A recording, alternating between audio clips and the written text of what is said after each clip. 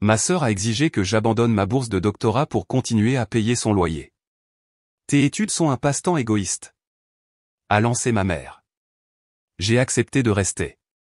Ils n'avaient aucune idée que j'étais l'unique fiduciaire du fonds familial qui payait l'intégralité de leur vie. La lettre arriva un mardi, papier crème épais, en tête en relief, le genre qui fait bondir votre cœur avant même de briser le sceau. Je la fixai pendant une minute entière dans mon studio exigu, entouré de boîtes de nouilles instantanées et de manuels scolaires tenus ensemble avec du ruban adhésif toilé. Nous avons le plaisir de vous informer que vous avez été accepté au programme de doctorat. Je m'appelle Roselyne et j'attendais ce moment depuis 3 ans. 3 ans de cours du soir, de sessions d'études le week-end et de demandes de bourses écrites à 2 heures du matin après des journées de travail de 12 heures. Le programme était entièrement financé, frais de scolarité, frais de subsistance, même une petite allocation. C'était mon billet de sortie. J'ai immédiatement appelé maman. Roselyne, ma chérie, tu sais que le mardi c'est mon jour de yoga, répondit Pénélope, légèrement essoufflée. Est-ce que ça peut attendre?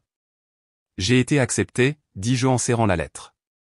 Le programme de doctorat à Oxford, bourse complète. Silence. Puis, oh, eh bien, c'est gentil, ma chérie.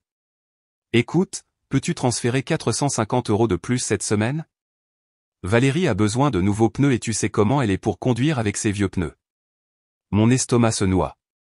Maman, tu as entendu ce que j'ai dit? Oxford, doctorat. C'est. Oui, très impressionnant.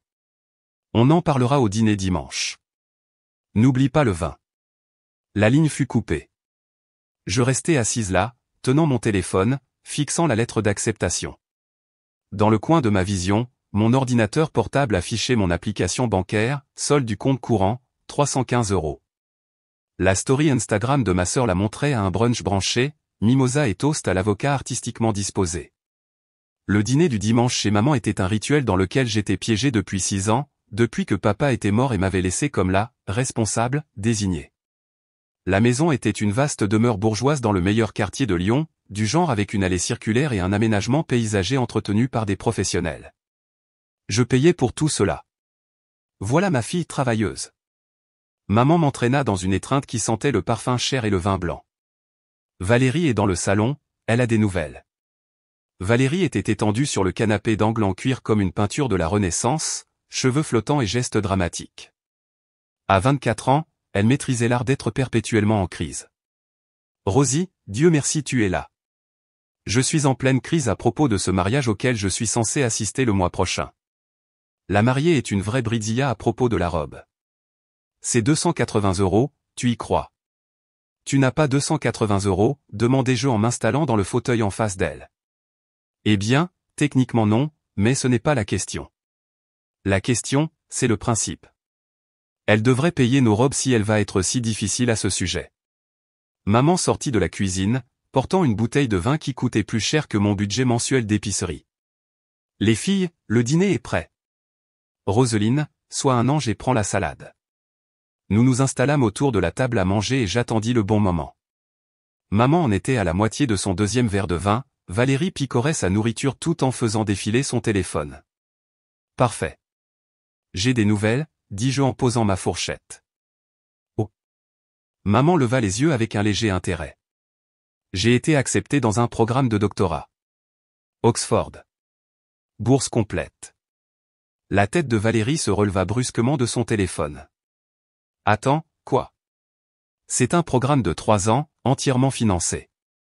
J'étudierai les relations internationales avec une spécialisation en politique économique. Le silence s'étira, inconfortable. Le verre de vin de maman flottait à mi-chemin de ses lèvres. Quand est-ce que ça commencerait? Demanda-t-elle avec précaution. Septembre. Je devrais déménager en Angleterre d'ici août. Valérie éclata de rire, un rire sec et incrédule. Tu plaisantes, n'est-ce pas? Non, je ne plaisante pas. C'est ce pourquoi je travaille depuis des années. Roselyne. Maman posa son verre avec une précision délibérée. Ma chérie, tu ne peux pas être sérieuse. Et nous? Et tes responsabilités ici? Quelle responsabilité? Ne sois pas obtuse. Tu sais exactement ce que je veux dire.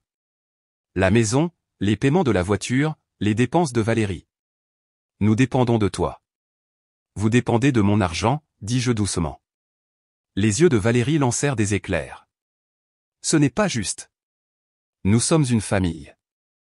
La famille prend soin les uns des autres. J'ai pris soin de vous pendant 6 ans. J'ai mis toute ma vie entre parenthèses. Oh, s'il te plaît, Valérie roula des yeux. Ne sois pas si dramatique. Ce n'est pas comme si tu avais une vie incroyable de prévu. Tu travailles dans une compagnie d'assurance. Les mots frappèrent comme une gifle. Je travaille dans une compagnie d'assurance pour payer votre style de vie. Les filles, s'il vous plaît. La voix de maman prit ce ton particulier, celui qui signifiait qu'elle était sur le point de déployer l'artillerie lourde. Roselyne, ma chérie, je comprends que cela te semble important, mais soyons réalistes. Tu as 28 ans. Ne penses-tu pas que tu es un peu vieille pour rejouer à l'étudiante? Jouer à l'étudiante. Toute cette histoire académique, c'est un joli passe-temps, mais ce n'est pas pratique. Nous avons besoin de toi ici. Nous avons besoin que tu sois responsable. Je regardais entre elles, maman avec ses cheveux parfaitement coiffés et son chemisier de marque, Valérie avec ses ongles manucurés et son expression boudeuse, toutes deux me fixant comme si j'avais suggéré de brûler la maison. Alors, ce que vous dites, c'est que je devrais refuser une bourse complète dans l'une des meilleures universités du monde pour pouvoir continuer à financer vos habitudes de shopping. Ne sois pas cruel, dit maman, la voix légèrement tremblante. Tu sais que c'est plus que ça. Tu sais combien nous t'aimons, combien nous avons besoin de toi. Après la mort de ton père, tu es devenu l'épine dorsale de cette famille. Nous abandonnerais-tu vraiment maintenant? La culpabilité frappa exactement là où elle l'avait visé. Je sentis ma résolution vaciller, le poids familier de l'obligation se réinstaller sur mes épaules. Je commençai-je, puis m'arrêtai.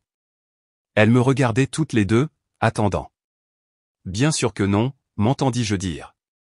Vous avez raison. La famille passe avant tout. Le sourire de maman était radieux. Je savais que tu retrouverais la raison. Maintenant, à propos de cet argent supplémentaire pour les pneus de Valérie. J'acquiesçai et fis les bruits appropriés, mais à l'intérieur, quelque chose avait changé. Quelque chose de froid et de définitif.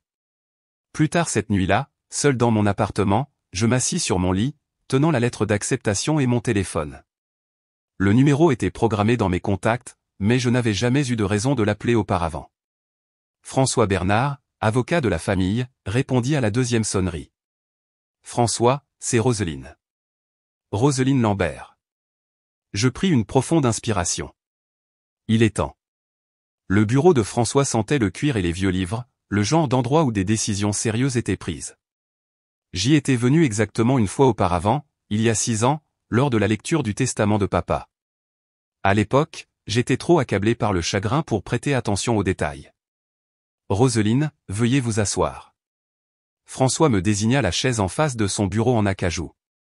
Il était exactement comme je m'en souvenais, cheveux argentés, yeux bienveillants derrière des lunettes à monture métallique, le genre d'homme qui rayonnait d'une compétence tranquille.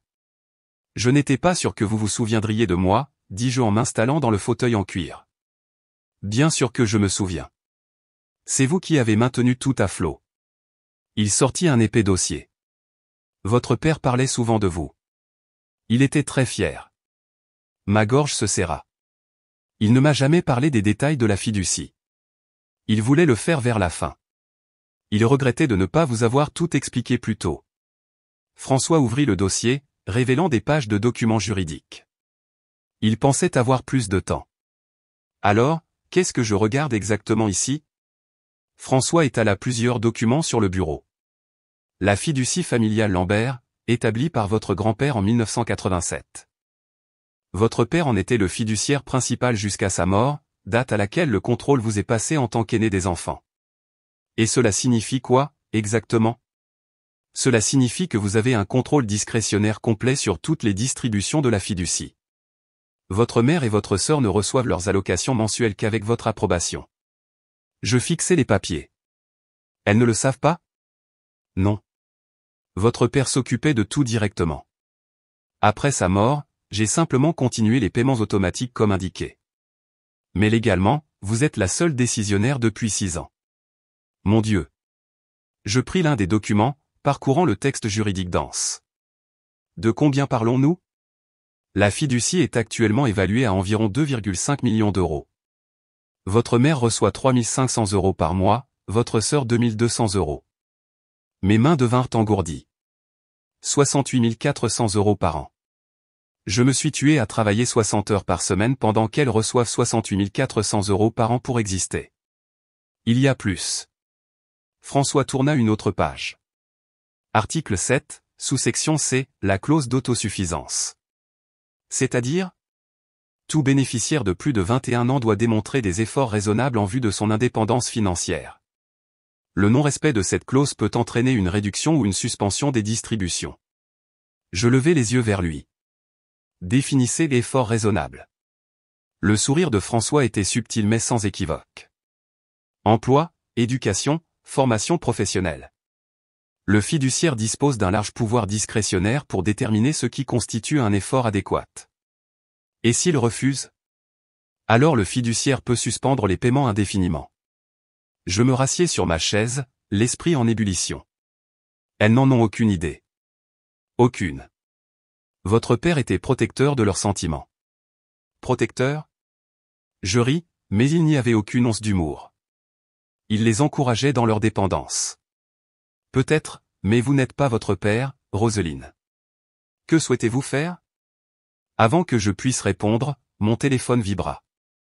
Un texto de Valérie, urgence, ma carte de crédit a été refusée aux Galeries Lafayette, peux-tu transférer 700 € à Zap, je t'aime. Je montrai l'écran à François. Il haussa un sourcil. Je veux mettre en œuvre la clause d'autosuffisance, dis-je immédiatement. C'est tout à fait dans vos droits. Comment voulez-vous la structurer ? Donnez-leur un préavis de 30 jours.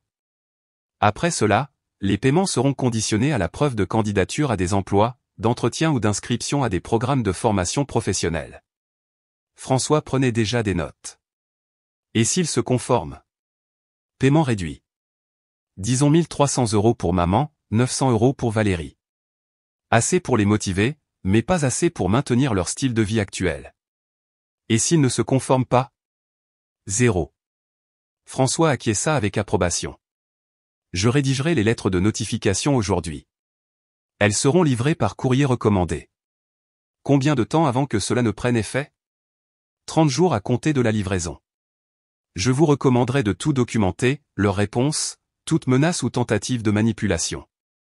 Ce genre de changement fait souvent ressortir le pire chez les gens. Je pensais au dîner de dimanche, à la voix tremblante de maman et à la cruauté désinvolte de Valérie. J'y compte bien. 1 heure plus tard, j'ai retrouvé Élodie à notre café habituel. Elle a jeté un coup d'œil à mon visage et nous a commandé à toutes les deux des doubles expressos. On dirait que tu as vu un fantôme, dit-elle en se glissant dans la banquette en face de moi. Je viens de découvrir que je contrôle l'argent de ma famille depuis 6 ans et que je ne le savais pas, les yeux d'Élodie s'écarquillèrent. Qu'est-ce que tu veux dire ?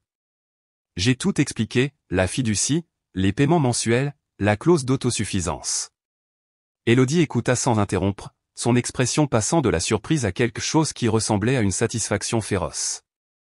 Alors, tu es en train de me dire, dit-elle lentement, que pendant que tu mangeais des nouilles instantanées et que tu te tuais au travail, elle vivait d'un fonds fiduciaire que tu contrôles ? 68 400 € par an. Mon Dieu. Élodie se pencha en arrière. Qu'est-ce que tu vas faire ? Je vais leur couper les vivres. Bien. Sa réponse fut immédiate et catégorique. Il était temps, bon sang. Tu ne penses pas que je suis vindicative ? Vindictive ? Rosie, elles t'ont fait refuser Oxford. Elles t'ont fait te sentir coupable de vouloir une vie. Ce n'est pas de la famille, ça, c'est du parasitisme. Mon téléphone vibra de nouveau. Un autre texto de Valérie, allô, je suis littéralement dans le magasin, c'est embarrassant. Je montrai le message à Élodie.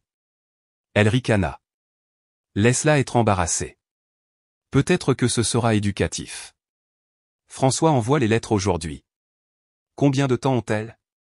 30 jours pour trouver un emploi ou commencer une formation professionnelle. Élodie sourit. Ça va être épique. Tu sais qu'elles vont perdre la tête. J'y compte bien. Tu dois tout documenter. Capture d'écran, enregistrement si c'est légal dans ton état, témoin de conversation. Elles vont essayer de te manipuler, et quand ça ne marchera pas, elles essaieront probablement de te détruire. J'y ai réfléchi un instant. Quels essais?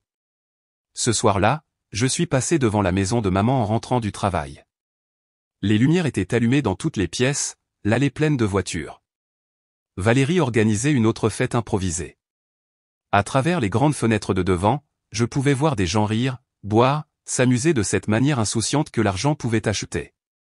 Mon argent. Je suis resté assise dans ma voiture de l'autre côté de la rue, les regardant célébrer avec des fonds que je n'avais jamais autorisés, dans une maison que j'avais payée sans le savoir. Les documents de la fiducie étaient sur mon siège passager, la carte de visite de François épinglée sur la première page. Demain, tout changerait. Dans 30 jours, la fête serait terminée. J'ai démarré ma voiture et je suis rentré chez moi, planifiant déjà mon prochain coup. Le courrier recommandé fut livré un jeudi matin. Je le sais parce que je le suivais de manière obsessionnelle, actualisant le site web de la Poste toutes les heures comme une sorte de harceleuse numérique. Pénélope signa pour le sien à 10h47. Celui de Valérie fut livré à son appartement à 11h23. Mon téléphone commença à sonner à 11h31. Je laissai tomber sur la messagerie vocale. Puis il sonna encore et encore. À midi, j'avais 14 appels manqués et mon téléphone vibrait sans arrêt de SMS. J'ai coupé le son et je suis allé déjeuner, laissant mon téléphone dans le tiroir de mon bureau comme une bombe à retardement. Quand je suis revenu une heure plus tard, le nombre de notifications avait atteint 47. Le premier message vocal était de maman, la voix tremblante, « Roseline, ma chérie, je crois qu'il y a eu une sorte d'erreur avec les papiers de la fiducie. Peux-tu m'appeler? C'est urgent. » Le second était de Valérie, hurlant, « C'est quoi cette lettre? P astérisque astérisque astérisque astérisque astérisque? Rappelle-moi tout de suite. » Au cinquième message, le ton de maman avait changé, « Roseline, ce n'est plus drôle. Je ne sais pas à quel jeu tu joues, mais tu dois arranger ça immédiatement. » Le 10e message était encore de Valérie, espèce de S astérisque astérisque astérisque astérisque vindicative. Comment as-tu pu faire ça à ta propre famille? J'ai fait des captures d'écran de chaque SMS, sauvegardé chaque message vocal.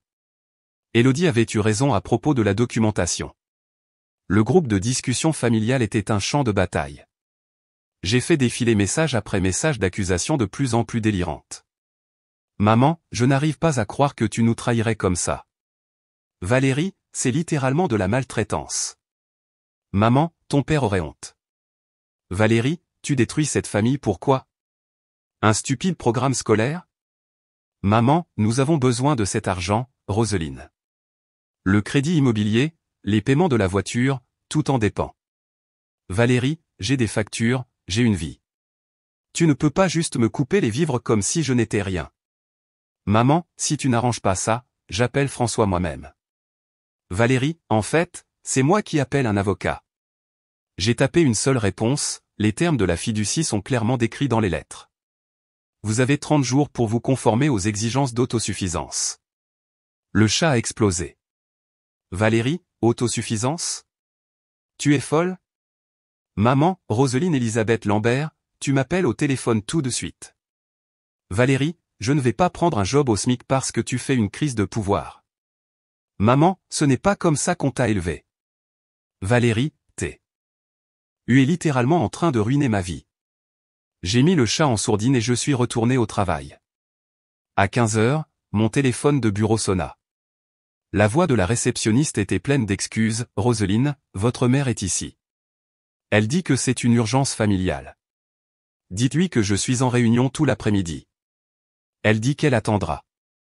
Dites-lui que je suis en réunion toute la semaine. » 20 minutes plus tard, mon portable sonna. Numéro inconnu. Allô? N'ose même pas me raccrocher au nez. La voix de maman était glaciale de fureur. Je suis assise dans ton hall et je ne partirai pas tant que tu ne t'expliqueras pas, il n'y a rien à expliquer. La fiducie a des conditions, vous devez les respecter. Des conditions, Roseline? Je suis ta mère. Valérie est ta sœur. Nous ne sommes pas des étrangères que tu peux juste couper comme si nous ne signifions rien pour toi. Vous signifiez beaucoup pour moi. C'est pourquoi je vous donne 30 jours au lieu de vous couper les vivres immédiatement. 30 jours pourquoi? Trouver un travail? Roseline, j'ai 52 ans. Je n'ai pas travaillé depuis 20 ans. Et Valérie? Valérie a 24 ans et est parfaitement capable de travailler. Elle souffre d'anxiété, tu le sais, elle souffre d'anxiété. Alors elle peut se faire soigner. La fiducie couvrira les frais médicaux. C'est insensé. Tu es complètement déraisonnable. Je suis exactement aussi raisonnable que les documents de la fiducie de papa l'exigent. Il y eut une longue pause. Quand maman parla de nouveau, sa voix avait changé, prenant ce ton blessé particulier qu'elle utilisait quand elle voulait me faire culpabiliser. Ma chérie, je sais que tu es contrariée à propos de cette histoire d'école. Je sais que nous avons mal géré ça. Mais ça, ce n'est pas la façon de faire. C'est cruel. La façon dont vous avez géré Oxford était cruelle. Nous essayons juste de te protéger d'une erreur. Vous protégiez votre gagne-pain. Comment peux-tu dire ça? Après tout ce que nous avons vécu ensemble? Après que je t'ai élevé, sacrifié pour toi. Sacrifié quoi, exactement? Tu n'as pas travaillé depuis que j'ai 12 ans. Tu n'as pas payé une facture depuis 6 ans. Que as-tu sacrifié, exactement? J'ai sacrifié ma carrière pour vous élever, les filles. Et maintenant, il est temps de désacrifier ça. La ligne devint silencieuse, à l'exception de la respiration de maman. Si tu n'inverses pas la situation, dit-elle finalement, je vais me battre contre toi. Je vais contester la fiducie, contester ton autorité. Je traînerai ça devant les tribunaux s'il le faut. Bonne chance avec ça. François a déjà confirmé que tout est bétonné. François travaille pour la famille, pas seulement pour toi. En fait, François travaille pour le fiduciaire, c'est-à-dire moi. Un autre long silence. Tu as changé, dit maman, sa voix à peine plus qu'un murmure. Tu es devenu quelqu'un que je ne reconnais pas, peut-être que tu ne m'as jamais connu, pour commencer. Elle raccrocha. Je restais assise sur ma chaise de bureau, les mains tremblant légèrement à cause de l'adrénaline. Par ma fenêtre, je pouvais voir le parking où la BMW de maman était toujours garée. Elle appelait probablement Valérie, élaborant leur prochaine stratégie. Mon téléphone vibra.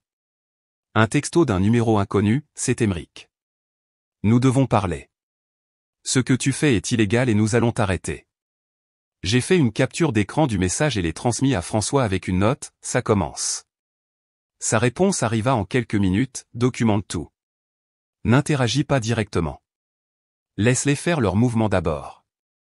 À 17h, j'ai rangé mes affaires et je me suis dirigé vers l'ascenseur. Maman était toujours dans le hall, assise sur l'une des chaises inconfortables près de la réception. Elle paraissait plus petite, Irgendouille plus âgée. Pendant un instant, j'ai ressenti une lueur de l'ancienne culpabilité. Puis je me suis souvenu d'Oxford. Je me suis souvenu de 6 ans de dîner de nouilles instantanées et de vêtements d'occasion pendant qu'elle s'offrait des manucures hebdomadaires. Je suis passé devant elle sans m'arrêter. Roselyne, cria-t-elle, mais j'étais déjà passé par la porte tournante. Sur le parking, je pouvais voir que sa BMW était bloquée par une dépanneuse. Apparemment, elle était garée dans une zone interdite depuis des heures. Je suis monté dans ma voiture et je suis rentré chez moi, la laissant régler ses propres problèmes pour une fois. Mon téléphone vibrait à nouveau, mais je ne l'ai pas vérifié. Quoi qu'elle prépare, quelles que soient les menaces qu'elle proférait, j'étais prête. La guerre avait officiellement commencé. La campagne de diffamation commença sur Facebook. Je prenais mon café du matin quand Élodie appela, la voix tendue de colère. As-tu vu ce qu'elle publie sur toi? Je n'utilise plus vraiment Facebook. Eh bien, tu dois voir ça. Je t'envoie des captures d'écran. Mon téléphone vibra avec une série d'images. Valérie avait publié un long statut dramatique, je n'aurais jamais pensé devoir demander de l'aide comme ça, mais ma sœur a complètement coupé tout soutien financier à notre famille, sans aucun avertissement. Ma mère et moi risquons l'expulsion et ne pouvons pas nous permettre les produits de première nécessité. Nous risquons de tout perdre à cause de l'égoïsme d'une seule personne. Si quelqu'un connaît des opportunités d'emploi ou peut offrir une aide quelconque, veuillez nous contacter. Je n'aurais jamais imaginé que la famille puisse être aussi cruelle. Le message comptait 37 commentaires et ce n'était pas fini. J'ai fait défiler, l'estomac noué. Oh mon Dieu, Valérie, je suis tellement désolé. Ta sœur a l'air d'un monstre. La famille devrait toujours passer en premier. Je prie pour toi, ma belle. Je n'arrive pas à croire que quelqu'un ferait ça à sa propre mère. Dégoûtant. Mais ensuite, j'ai vu d'autres commentaires qui m'ont fait réfléchir. Attends, tu n'as pas posté des photos de ce restaurant cher la semaine dernière? Valérie, tu as 24 ans, peut-être qu'il est temps de trouver un travail. Ta sœur vous a soutenu pendant des années, peut-être qu'il y a plus à cette histoire. Ça empire, dit Elodie. Vérifie tes emails professionnels. J'ai ouvert mon ordinateur portable. Il y avait un message des RH me demandant de les appeler dès que possible. Mon sang se glaça. Roselyne, merci d'avoir rappelé si vite. Jeanne, des RH, semblait mal à l'aise. Nous avons reçu des appels préoccupants hier concernant votre situation personnelle affectant vos performances professionnelles. Quel genre d'appel? Quelqu'un prétendant être votre mère a appelé pour dire que vous traversiez une crise de santé mentale et que vous pourriez prendre de mauvaises décisions. Elle s'inquiétait de votre jugement. Elle a appelé mon travail? Elle a également mentionné quelque chose à propos de votre mauvaise gestion des finances familiales. Écoutez, je sais que c'est personnel, mais s'il y a des problèmes juridiques qui pourraient avoir un impact sur votre poste ici. Il n'y a aucun problème juridique. Ma famille est contrariée que je ne soutienne plus financièrement leur style de vie, c'est tout. D'accord, eh bien, tenez-nous informés si quelque chose évolue dont nous devons être au courant. Après avoir raccroché, j'ai immédiatement appelé François. Elles essaient de saboter mon travail, lui ai-je dit. Documentez-le. Sauvegardez les détails de la conversation RH, faites des captures d'écran des publications sur les réseaux sociaux. Ce genre de comportement renforce en fait votre position. Comment? Cela démontre exactement pourquoi la clause d'autosuffisance existe. Les adultes qui recourent à la manipulation et au sabotage lorsqu'on leur demande de subvenir à leurs propres besoins ne prouvent pas exactement leur maturité. Cet après-midi-là, ma cousine Noémie appela. Nous ne nous étions pas parlé depuis des mois. Rosie, je viens de voir le message Facebook de Valérie. Qu'est-ce qui se passe, bon sang? T'a-t-elle raconté toute l'histoire? Elle a dit que tu leur avais coupé les vivres du jour au lendemain parce que tu étais en colère à propos d'un programme scolaire. Ce n'est pas exactement exact. J'ai expliqué la situation de la fiducie, les années de soutien, la bourse d'Oxford que j'avais refusée. Noémie écouta sans interrompre. Mon Dieu, dit-elle finalement.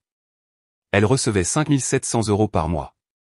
Plus, je couvrais le crédit immobilier, les paiements de la voiture, l'assurance, tout le reste, pendant que tu vivais dans ce minuscule appartement et que tu conduisais une voiture plus vieille que Valérie. À peu près. Et elles t'ont fait refuser Oxford? Elles ont dit que c'était égoïste. Noémie resta silencieuse un long moment. Rosie, je dois te dire quelque chose. Valérie m'a appelé hier pour me demander si je pouvais lui prêter de l'argent. Elle a dit que tu étais devenue folle et que tu essayais de les contrôler.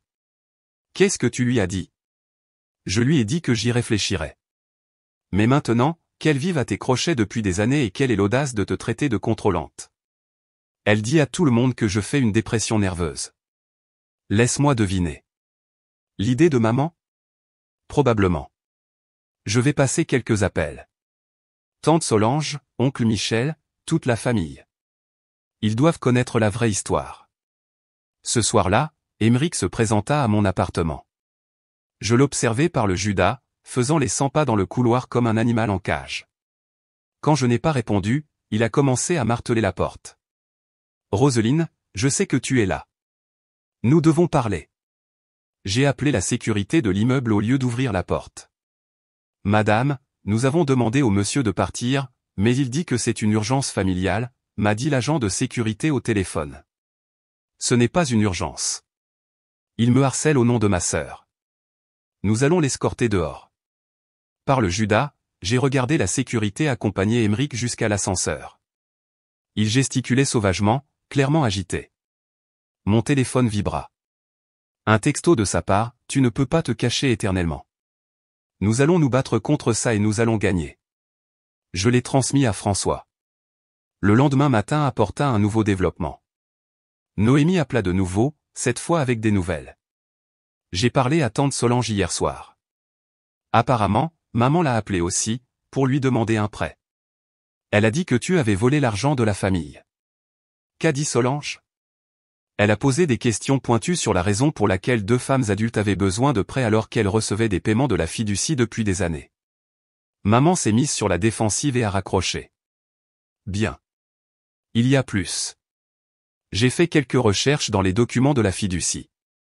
Papa avait laissé des copies à oncle Michel quand il était malade, juste au cas où. Michel les a sorties et a tout lu. Et Rosie, il y a une clause là-dedans concernant l'irresponsabilité financière. Si les bénéficiaires accumulent des dettes excessives ou prennent de mauvaises décisions financières, le fiduciaire peut révoquer définitivement leur accès. Mon cœur commença à s'emballer. Quel genre de dette? Je ne connais pas les détails, mais Michel a dit qu'il a entendu des rumeurs sur les cartes de crédit de maman, et Valérie emprunte de l'argent à des amis depuis des mois. De combien de dettes parlons-nous? Assez pour qu'elle panique à l'idée de perdre les paiements mensuels. Michel pense qu'elles sont dans des problèmes plus graves qu'elle ne le laisse entendre. Après que Noémie eut raccroché, je suis resté assise à regarder l'écran de mon ordinateur portable. Si elles étaient déjà endettées malgré le fait de recevoir près de 68 400 € par an, que se passerait-il lorsque cet argent disparaîtrait complètement? Mon téléphone sonna. François. Roselyne, nous devons nous rencontrer.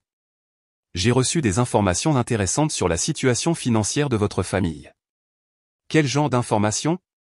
Le genre qui suggère que votre décision de mettre en œuvre la clause d'autosuffisance était encore plus nécessaire que nous ne le pensions. À quel point est-ce grave? Assez grave pour qu'elles deviennent probablement désespérées. Et les gens désespérés font des choses stupides. Je regardais par la fenêtre de mon appartement le parking en contrebas. Une BMW familière était garée de l'autre côté de la rue, moteur en marche. François, je crois qu'elles deviennent déjà désespérées. Alors nous devons être prêts à tout ce qui va suivre. La portière de la BMW s'ouvrit et Valérie sortit, le téléphone collé à l'oreille.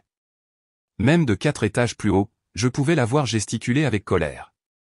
Quoi qu'elle prépare, cela allait dégénérer. François étala les documents financiers sur son bureau comme des preuves sur une scène de crime. Relevé de carte de crédit, demande de prêt, relevé bancaire, tous portant les noms de ma mère et de ma sœur. Comment les avez-vous obtenus, demandai-je. Votre mère les a soumis dans le cadre de sa requête pour vous faire retirer de votre poste de fiduciaire. Elle prétend être en difficulté financière, mais ces documents racontent une histoire différente. J'ai pris l'un des relevés de carte de crédit de Valérie. Le solde était de 21 500 €. Mon Dieu! Ce n'est qu'une carte. Elle en a 4 au maximum. Votre mère en a 6, plus un prêt personnel qu'elle a contracté le mois dernier. Combien au total? Combiné, près de 180 000 € de dette. La pièce se mit à tourner légèrement. 180 000 €? Comment est-ce possible? Achat de luxe, avance de fonds, vivre au-dessus de leurs moyens pendant des années. Elles ont utilisé le crédit pour compléter les paiements de la fiducie. J'ai parcouru d'autres relevés, sacs à main de créateurs, dîners coûteux, soins au spa, virées shopping, tout cela facturé pendant que je mangeais des nouilles instantanées et portais des vêtements d'occasion. Elles ont vécu comme des millionnaires pendant que je vivais comme une étudiante. Ça empire. Votre mère a contracté une deuxième hypothèque sur la maison l'année dernière. Elle a 3 mois de retard sur les paiements. Elle va perdre la maison sans les paiements de la fiducie. Absolument. La procédure de saisie a déjà commencé. Mon téléphone vibra. Un texto de Valérie, j'ai eu un entretien d'embauche chez Carrefour. Tu es contente maintenant? Je montrai le message à François. Il haussa un sourcil. Premier entretien d'embauche de sa vie, je suppose? Probablement. 2 heures plus tard, Valérie m'appela en sanglotant. Ils ne m'ont pas embauché. Le manager était si impoli, posant toutes ces questions sur mon expérience professionnelle et ma disponibilité. Je lui ai dit que j'avais besoin d'horaires flexibles parce que j'ai une vie sociale, et il m'a juste regardé comme si j'étais folle. Valérie, c'est de ta faute? Je n'ai jamais eu à faire ça avant. Je ne sais pas comment passer un entretien, remplir des formulaires, ou quoi que ce soit de ce genre. C'est exactement pourquoi tu dois apprendre. Je ne peux pas faire ça, Rosie. Je ne suis pas faite pour les boulots normaux. J'ai de l'anxiété, j'ai une dépression, j'ai besoin de ma liberté. Alors fais-toi soigner. Utilise la couverture médicale de la fiducie. Je ne veux pas de traitement. Je veux retrouver ma vie. Elle raccrocha. Ce soir-là, Noémie appela avec une mise à jour. Je viens de raccrocher avec tante Solange. Maman l'a appelé de nouveau, cette fois pour lui demander 45 000 €. 45 000 €. Elle a dit que c'était un prêt temporaire jusqu'à ce que tu reviennes à la raison. Solange lui a demandé pourquoi elle avait besoin d'autant d'argent, et maman s'est effondrée en pleurant en parlant de perdre la maison. Qu'a dit Solange? Elle a dit que si maman recevait près de 3500 € par mois de la fiducie, elle aurait dû économiser de l'argent, pas tout dépenser. Maman s'est mise sur la défensive et a commencé à divaguer sur le fait que la famille ne comprend pas ce qu'elle a traversé depuis la mort de papa. La famille ne comprend pas? Solange a souligné que tu avais aussi perdu ton père, mais que tu avais réussi à soutenir tout le monde tout en travaillant à plein temps. Maman lui a raccroché au nez. Le lendemain matin apporta une nouvelle crise. Le concierge de mon immeuble appela à 6 heures du matin. Mademoiselle Lambert, votre mère est dans le hall. Elle dit qu'elle est ici depuis toute la nuit. J'enfilai des vêtements et descendis. Maman était recroquevillée sur l'une des chaises du hall, portant toujours les vêtements de la veille. Ses cheveux étaient en désordre, son maquillage maculé. Elle avait l'air de ne pas avoir dormi. Maman, qu'est-ce que tu fais ici? Elle leva les yeux vers moi, les yeux cerclés de rouge. Je n'avais nulle part où aller. Que veux-tu dire? L'électricité a été coupée. Je ne pouvais pas payer la facture. Sa voix était à peine un murmure. Je suis restée assise dans ma voiture, mais il fait si froid, et j'ai pensé que peut-être si je venais ici. Malgré tout, la voir comme ça me serra la poitrine. Maman, je sais que tu es en colère contre moi. Je sais que j'ai mal géré les choses, mais s'il te plaît, Roselyne, je suis ta mère. J'ai besoin d'aide. La fiducie couvrira les charges si tu cherches activement du travail. Je le fais. J'ai rempli 3 candidatures hier. Des candidatures en ligne pour des emplois dans le commerce de détail. Elle dit cela comme si elle avouait un crime. C'est bien. C'est un début. Mais ils veulent des références et je n'en ai aucune. Je n'ai pas travaillé depuis 20 ans. Qui va embaucher une femme de 52 ans sans expérience récente? Beaucoup d'endroits embauchent des travailleurs matures. Tu dois juste continuer à essayer. Elle se remit à pleurer. Ce n'est pas ce que je suis censé être. Je ne suis pas censé mendier des emplois au SMIC et dormir dans ma voiture. Maman, tu peux rester à l'hôtel. La fiducie couvre les frais de subsistance raisonnables pendant la période de transition. Quelle période de transition? Tu es en train de détruire nos vies. Je vous donne une chance de construire de vraies vies. Des vies qui ne dépendent pas de moi me tuant au travail. Elle se leva brusquement. Tu sais quoi? Très bien. Si tu veux regarder ta famille s'effondrer, vas-y. Mais ne t'attends pas à ce que je te remercie pour ça. Elle se dirigea d'un pas furieux vers la sortie, puis se retourna. Il y a quelque chose que tu ne sais pas, Roselyne. Quelque chose à propos de ton précieux père et de son parfait fonds fiduciaire. Si tu ne rétablis pas nos paiements, je vais dire à tout le monde la vérité sur l'origine réelle de cet argent. Mon sang se glaça. Quelle vérité? Demande à François à propos du règlement d'assurance. Demande-lui à propos de l'argent que ton père n'a jamais déclaré au fisc. Demande-lui quelle part de ce fonds fiduciaire est construite sur des mensonges. Elle me laissa planter dans le hall, l'esprit en ébullition. J'appelai François immédiatement. Nous devons nous rencontrer. Maintenant. Qu'est-ce qui ne va pas? Maman menace de révéler une sorte de scandale à propos de papa et de l'argent de la fiducie. Il y eut une longue pause. Je vais libérer mon emploi du temps. Venez immédiatement. En conduisant vers le bureau de François, mes mains tremblaient. Tout ce sur quoi j'avais construit ma vengeance, l'autorité légale, la supériorité morale, la colère vertueuse, et si tout cela était basé sur quelque chose de corrompu? Et si maman avait raison de me menacer? Et si je venais de lui donner l'arme dont elle avait besoin pour tout détruire? François m'attendait avec une bouteille de whisky et 2 verres sur son bureau. Ce n'était jamais bon signe. Asseyez-vous, Roselyne. Dites-moi juste à quel point c'est grave. Il versa 2 doigts de whisky dans chaque verre et en fit glisser un vers moi. Votre mère fait référence à quelque chose qui s'est passé il y a 15 ans. Votre père a reçu une indemnité d'assurance vie lorsque son associé commercial est décédé subitement. D'accord. L'associé avait détourné des fonds de leur entreprise. À sa mort, la compagnie d'assurance a payé sur la base de l'évaluation de l'entreprise, mais il ne savait pas pour les fonds manquants. Votre père a reçu de l'argent pour des actifs qui n'existaient pas réellement. Mon estomac se noua.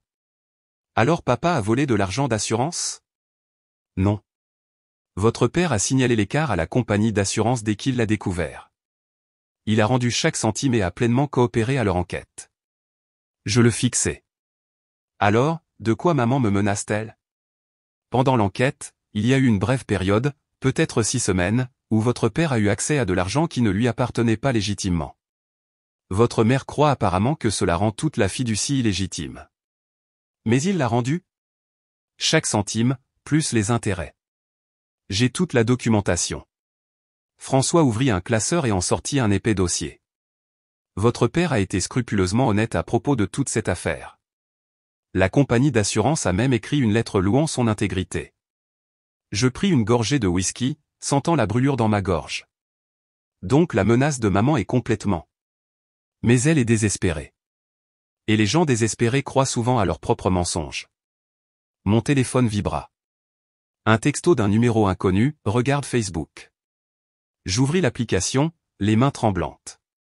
Valérie avait de nouveau posté, cette fois avec une photo de maman l'air débraillée dans ce qui semblait être le hall d'un hôtel. Mise à jour sur notre situation familiale, ma mère a passé la nuit dernière à dormir dans sa voiture parce que ma sœur a coupé tout soutien sans préavis. Voilà à quoi ressemblent les valeurs familiales selon Roselyne Lambert. Notre père aurait honte de ce qu'elle est devenue. Le message avait déjà des dizaines de commentaires, mais cette fois, les réponses étaient différentes. Valérie, ta sœur t'a soutenue pendant 6 ans, peut-être qu'il est temps de grandir. Pourquoi ne peux-tu pas trouver un travail comme tout le monde? Ta mère a l'air bien pour moi, arrête d'être si dramatique. Je connais Roselyne du travail, c'est l'une des personnes les plus responsables que j'ai jamais rencontrées. Il y a certainement plus à cette histoire. Mais ensuite, j'ai vu un commentaire qui m'a glacé le sang. J'ai entendu dire que l'argent de la famille provenait d'une fraude à l'assurance. Peut-être que c'est pour ça qu'elle est si désespérée de le contrôler. François, regarde ça. Il lut par-dessus mon épaule, sa mâchoire se crispant. Elle rend publique ses accusations. Peut-elle faire ça légalement? Elle peut dire ce qu'elle veut, mais si elle fait de fausses déclarations sur la fraude, c'est de la diffamation. Nous pouvons la poursuivre en justice. Mon téléphone sonna. Noémie. Rosie, je viens de voir le message sur Facebook. De quelle fraude à l'assurance parle-t-elle? J'ai expliqué ce que François m'avait dit. Noémie écouta, puis soupira lourdement. Ça devient incontrôlable. Toute la famille en parle maintenant. Oncle Michel m'a appelé ce matin pour me demander si tu avais vraiment volé de l'argent. Qu'est-ce que tu lui as dit? Je lui ai dit que ça ressemblait à des, mais il veut voir des preuves. Tout le monde prend parti. Quel parti? Équipe Pénélope et Valérie contre équipe Roselyne. C'est comme une guerre civile. Après que Noémie eut raccroché, François sortit d'autres documents. Je pense qu'il est temps de passer à l'offensive, dit-il. Les accusations de votre mère sont fausses et préjudiciables. Nous pouvons déposer une plainte pour diffamation et harcèlement. Je ne veux pas poursuivre ma propre mère. Alors que voulez-vous faire? La laisser détruire votre réputation avec des mensonges? Avant que je puisse répondre, mon téléphone sonna de nouveau. Cette fois, c'était mon patron.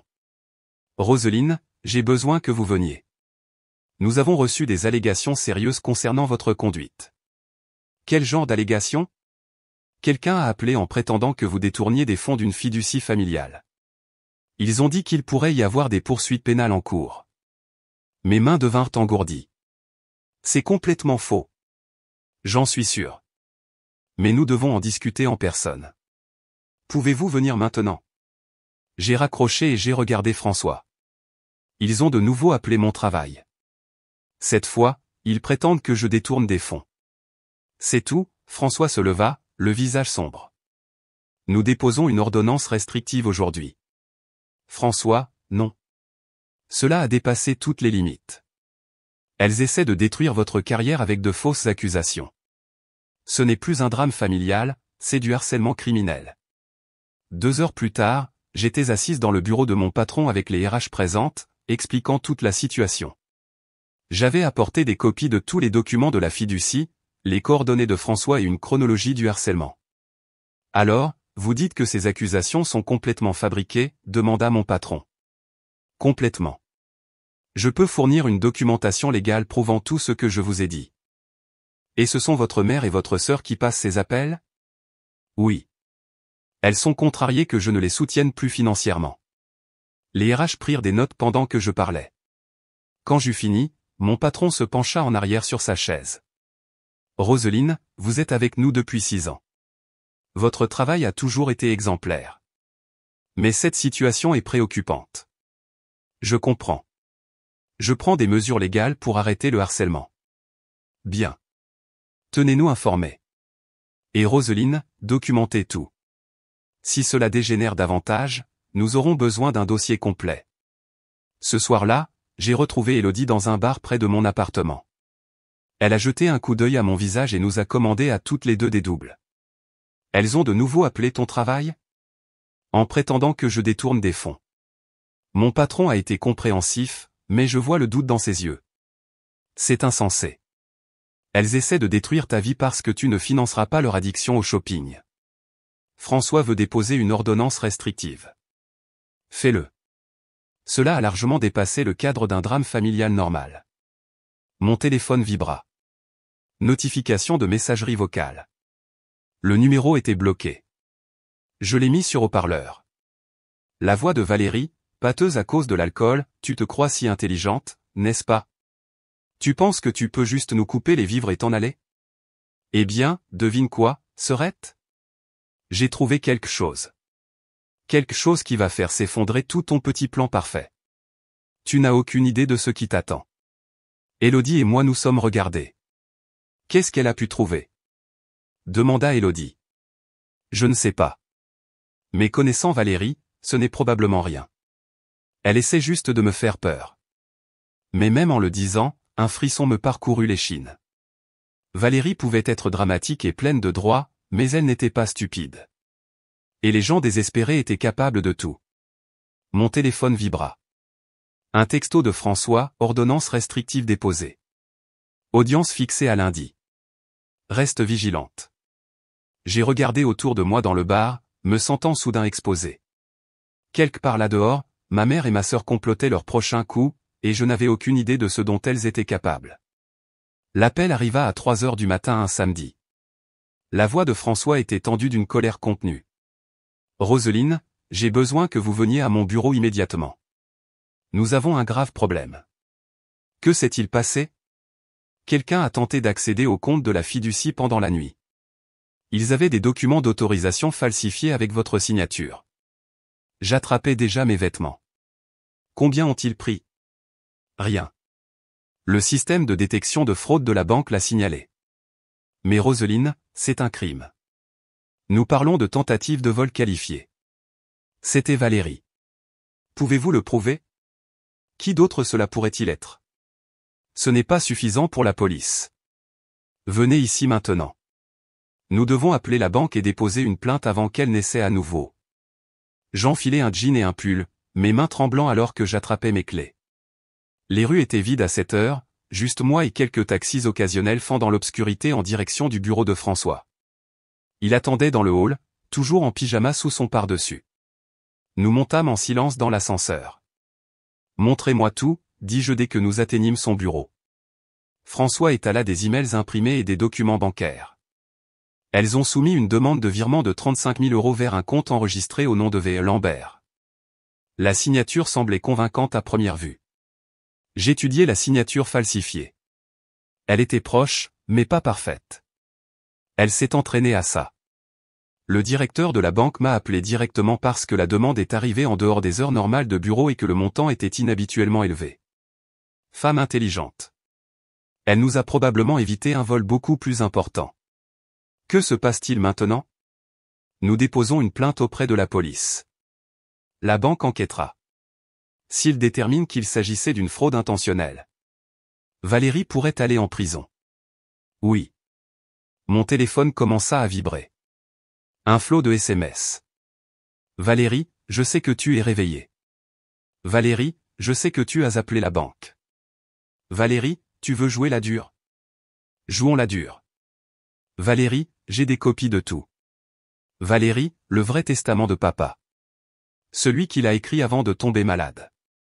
Valérie, devine qui il voulait vraiment contrôler l'argent. Je montrai les messages à François. Son visage devint pâle. Il n'y a pas d'autre testament, n'est-ce pas, demandai-je. Le testament de votre père était très simple. Il n'y avait pas de versions antérieures, pas d'amendement. François. Laissez-moi vérifier quelque chose. Il se dirigea vers son classeur, sortant dossier après dossier. Votre père a mentionné. Non, c'est impossible. Quoi? Il a mentionné avoir rédigé quelque chose des années plus tôt, mais il a dit qu'il l'avait détruit lorsque les dépenses de votre mère sont devenues incontrôlables. Qu'est-ce qu'il disait? Cela aurait fait de votre mère la fiduciaire principale, avec vous comme remplaçante. Mon estomac se noie. Si Valérie a une copie de ça, elle pourrait contester votre autorité. Mais Roselyne, même si un tel document existait, il aurait été remplacé par le testament final. Légalement, il n'a aucune valeur. Mais cela lui donnerait des motifs pour tout contester.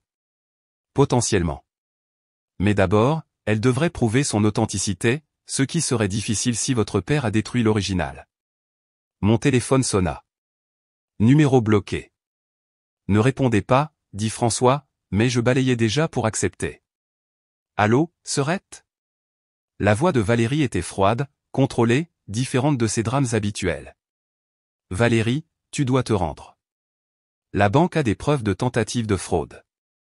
Fraude? J'accédais à de l'argent qui aurait dû m'appartenir depuis le début.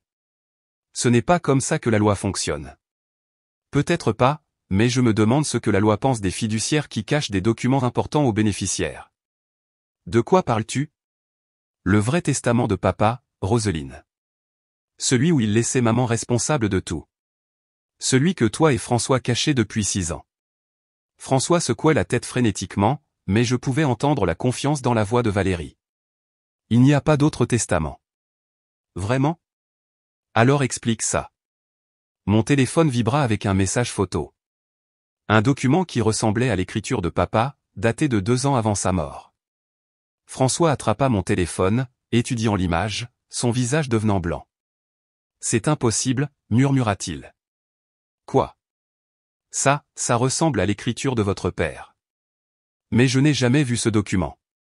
Pourrait-il être vrai? Je ne sais pas. Mais si c'est le cas. La voix de Valérie parvint par le haut-parleur. Toujours là, Serette? Je pensais que tu voudrais peut-être discuter des conditions. Quelles conditions? Rétablissement complet de nos paiements mensuels. Indemnisation rétroactive pour les mois où tu nous as coupés. Et des excuses officielles pour ta saisie illégale des actifs familiaux. Et si je refuse? Alors je dépose ce testament auprès du tribunal de grande instance lundi matin, ainsi qu'une plainte concernant ta gestion frauduleuse de la fiducie. François me prit le téléphone. Valérie, c'est François Bernard. Si vous avez un document que vous estimez pertinent pour la fiducie, vous devez le soumettre par les voies légales appropriées. Oh, je le ferai. Mais je pensais donner à ma chère sœur une chance de faire ce qu'il faut d'abord. Où as-tu trouvé ce document? Maman l'a trouvé dans le vieux bureau de papa. Drôle comme il vient de refaire surface, n'est-ce pas? La ligne fut coupée. François et moi nous sommes regardés. Aurait-elle pu le falsifier, demandai-je. C'est possible. Mais si c'est vrai. Si c'est vrai, j'ai contrôlé illégalement de l'argent qui aurait dû aller à maman.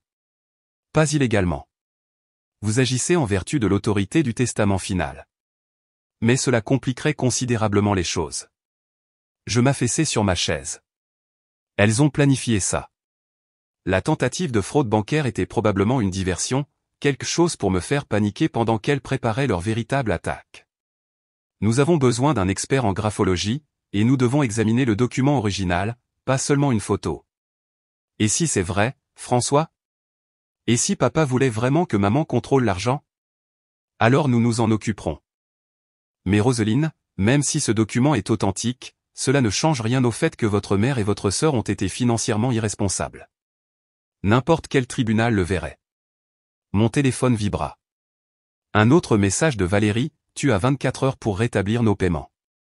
Après ça, ça deviendra très public et très moche. Je regardais François. Qu'est-ce qu'on fait? Nous nous préparons à la guerre. Parce que c'est ce que c'est maintenant. Dehors, par les fenêtres du bureau, l'aube se levait sur la ville. Quelque part là dehors, ma mère et ma sœur célébraient probablement, pensant avoir trouvé l'arme parfaite pour me détruire. Mais elles avaient commis une erreur cruciale. Elles avaient sous-estimé jusqu'où j'étais prête à aller pour protéger ce qui m'appartenait. Le rapport de l'expert en graphologie arriva mardi matin. François m'appela avant même que j'aie fini ma première tasse de café. C'est un faux, dit-il sans préambule. Un très bon faux, mais un faux néanmoins. Le papier est incorrect, il provient d'un lot fabriqué 3 ans après la mort de votre père. Donc Valérie a tout inventé? Pire. Elle a engagé quelqu'un pour le faire. Ce n'était pas un travail d'amateur avec du papier calque. C'était de la fraude documentaire professionnelle. Je m'assis lourdement. C'est un crime fédéral. Plusieurs crimes fédéraux. Fraude, falsification, tentative d'extorsion. Le SRPJ, Service régional de police judiciaire, va vouloir lui parler. Le SRPJ? La fraude bancaire a une dimension nationale. Cela dépasse désormais la juridiction locale. Mon téléphone commença à sonner. Le numéro de maman. Ne répondez pas, dit François. Laissez-les faire le prochain pas. Nous avons tout ce dont nous avons besoin. Mais je balayais déjà pour accepter. Allô, maman? Roselyne, Dieu merci. Nous devons parler. Il y a eu un terrible malentendu. Quel genre de malentendu? À propos de ce document que Valérie a trouvé. Je pense qu'elle a peut-être fait une erreur. Quel genre d'erreur? Elle était si contrariée, si désespérée de régler les choses entre nous. Je pense qu'elle a peut-être embelli certains détails. François enregistrait l'appel sur son téléphone, me faisant signe de la tête de la faire continuer à parler. Embelli comment? Le testament qu'elle t'a montré. Je ne pense pas que ce soit. Je ne pense pas que ton père l'ait réellement écrit. Tu es en train de dire que Valérie l'a falsifié. Longue pause. Je dis qu'elle essayait d'aider notre famille, et peut-être qu'elle est allée trop loin. Maman, comprends-tu ce que tu es en train de me dire? La falsification de documents est un crime grave. C'est pourquoi nous devons régler ça discrètement. Famille à famille.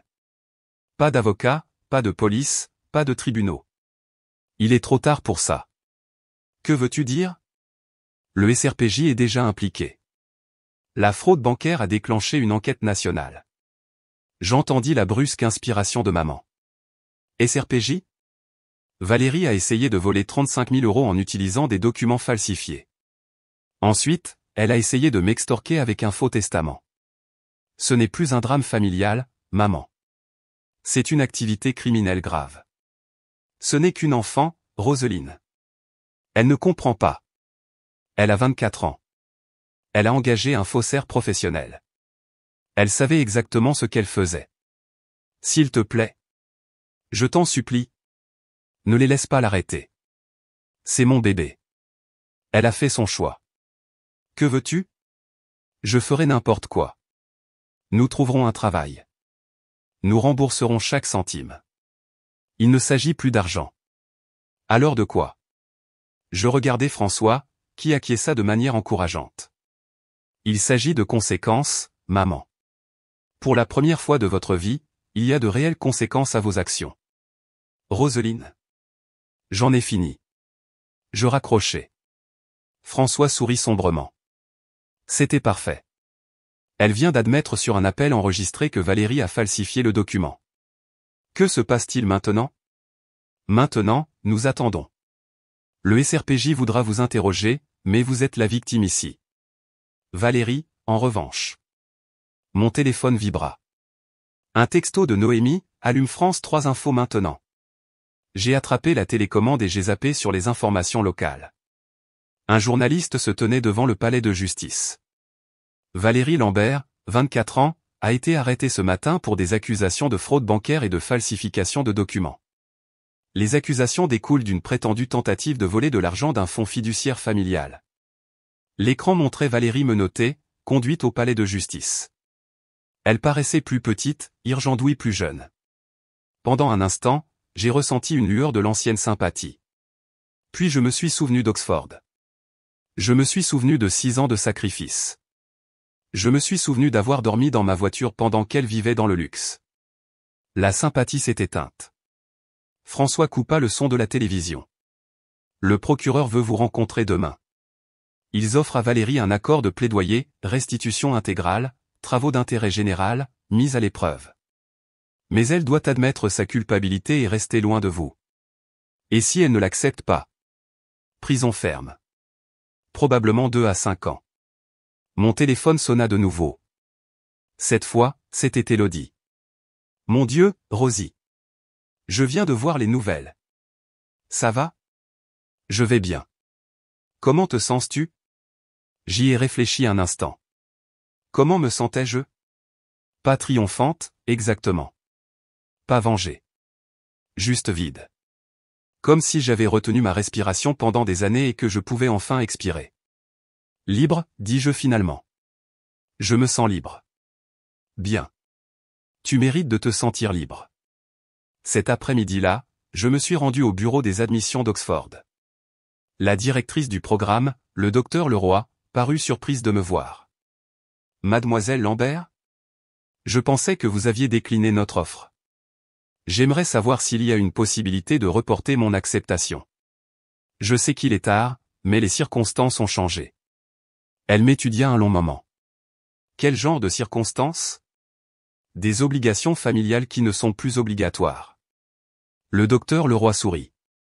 Laissez-moi passer quelques appels. 2 heures plus tard, je sortis avec une nouvelle lettre d'acceptation. Le programme garderait ma place pour le semestre de printemps. J'avais 4 mois pour mettre mes affaires en ordre et déménager en Angleterre.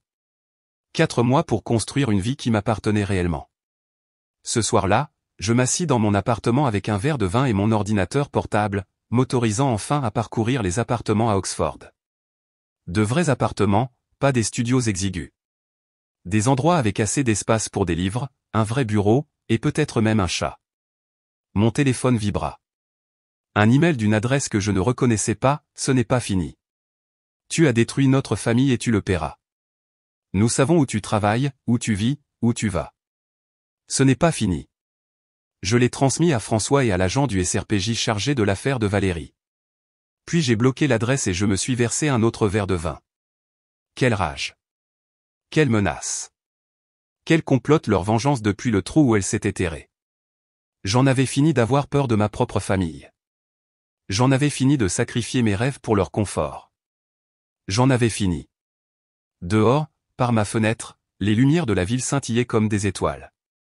Quelque part là-dehors se trouvait une vie que je ne m'étais jamais autorisé à imaginer. Une vie où je passais en premier, où mes choix comptaient, où je n'avais pas à m'excuser de vouloir plus. J'ai levé mon verre à la fenêtre, à l'avenir, à la femme que je devenais enfin. Santé, dis-je à mon reflet. Aux conséquences. L'email anonyme pouvait attendre. Les menaces pouvaient attendre. La culpabilité, le doute et la tristesse persistante pouvaient tous attendre. Pour l'instant, j'avais une nouvelle vie à planifier. Et pour la première fois depuis des années, cette vie m'appartenait entièrement.